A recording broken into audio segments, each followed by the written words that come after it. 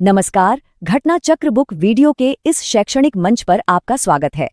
हमारा उद्देश्य है ज्ञान को सरल, स्पष्ट और सुलभ रूप में आप तक पहुंचाना।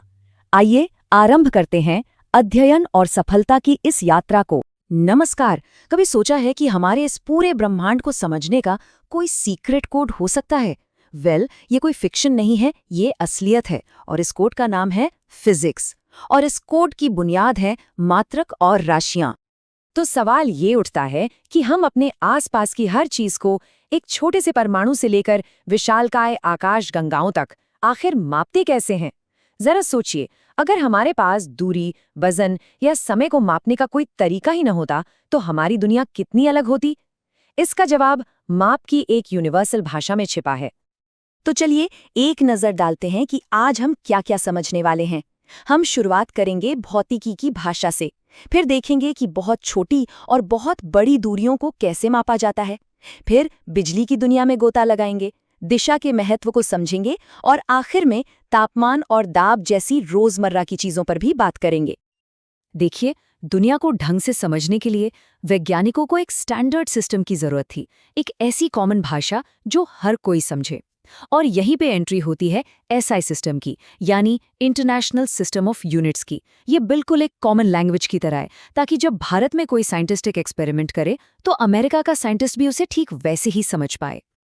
तो चलिए भौतिकी की इस भाषा के पहले चैप्टर पर चलते हैं, दूरी को मापना। ये हमें हमारे यूनिवर्स के सबसे छोटे और सबसे बड़े दोनों पैमानों को समझने में मदद करता है। जरा इस रेंज को देखिए, ये सच में कमाल है। एक तरफ है फेम्टोमीटर, जो इतना छोटा है कि हम उसे एक एटम के अंदर की चीजों को मापने के लिए इस्तेमाल करते हैं, और दूसरी तरफ है प्रकाश वर्ष, जो हमें सितारों के बीच की उन दूरियों को मापने में मदद करता है जिनकी हम कल्पना भी नहीं कर सकते। एक प्रकाश वर्ष मतलब करीब करीब 9.5 ट्रिलियन किलोमीटर्स। ये नंबर इतना बड़ा है कि हमारी सोच से भी परे है। इसी यूनिट का इस्तेमाल करके हम तारों और गैलेक्सीज के बीच की दूरी का अंदाजा लगाते हैं। एस्ट्रोनॉमी में कुछ और भी यूनिट्स इस्तेमाल होती हैं, जैसे एस्ट्रोनॉमिकल यूनिट यानी एयू, जो धरती और सूरज के बीच की दूरी है, और पारसेक तो प्रकाश वर्ष से भी बड़ा है। और हाँ, एक मजेदार बात, जब हम कहते हैं कि कोई तारा 4 प्रकाश वर्ष दूर है, तो इसका मतलब है कि हम उस तारे को वैसा देख रहे हैं जैसा वो 4 साल पहले था। कमाल है ना? अच्छा, बहुत बड़ी बड़ी दूरियों की बात हो गई। अब जरा उन अदृश्य शक्तियों पर फोकस करते हैं जो हमारी पूरी मॉडर्न दुनिया को चलाती हैं, यानी कि बिजली। तो बिजली की दुनिया का पहला खिलाड़ी है एम्पेयर। इसे ऐसे समझिए जैसे किसी पाइप में पानी बह रहा हो। एम्पेयर हमें ये बताता है कि 1 सेकंड में कितना इलेक्ट्रिक चार्ज रूपी पानी उस तार से बह रहा है। अब आता है ओम, जिसका नाम जॉर्ज साइमन ओम के नाम पर रखा गया है। अगर पानी के पाइप को कहीं से दबा दें तो पानी का बहाव कम हो जाएगा, है ना? तारों में यही काम प्रतिरोध या रेजिस्टेंस करता है, और ओम इसी प्रतिरोध को मापता है। और फिर आता है वॉट, जिसका नाम जेम्स वॉट के नाम पर है। ये पावर की यूनिट है। जब हम कहते हैं कि ये 100 वॉट का बल्ब है, तो इसका सीधा सा मतलब है कि वो बल्ब हर सेकंड कितनी एनर्जी इस्तेमाल कर रहा है। ये टेबल इन तीनों को एक साथ दिखाता है, एम्पियर, ओम और वॉट। लेकिन यहाँ एक और जरूरी चीज है, किलोवाट घंटा या किलोवाट आवर। ये पावर की यूनिट नहीं है, बल्कि ये बताती है कि हमने कुल कितनी एनर्जी इस्तेमाल की। इसीलिए हमारे बिजली के बिल पर किलोवाट आवर लिखा होता है। अब तक हमने जिन भी चीजों की बात की, उनमें सिर्फ नंबर या मैग्नीट्यूड था। लेकिन भौतिकी में कई बार सिर्फ नंबर बता देना काफी नहीं होता, आपको दिशा भी बतानी पड़ती है। मान लीजिए किसी दोस्त को मिलना है। अगर वो फोन पर कहे मैं 5 किलोमीटर दूर हूं, तो क्या उसे ढूंढा जा सकता है? नहीं। लेकिन अगर वो कहे मैं यहाँ से 5 किलोमीटर उत्तर में हूं, तो अब बात बिल्कुल साफ है। बस यही है अदिश और सदिश राशियों का फर्क। तो जब कोई अपना वजन बताता है तो वो एक अदिश राशि है, उसमें दिशा की जरूरत नहीं।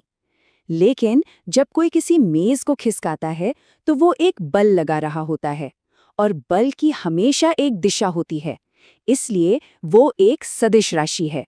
वेलोसिटी और एक्सेलरेशन भी सदिश राशियां हैं।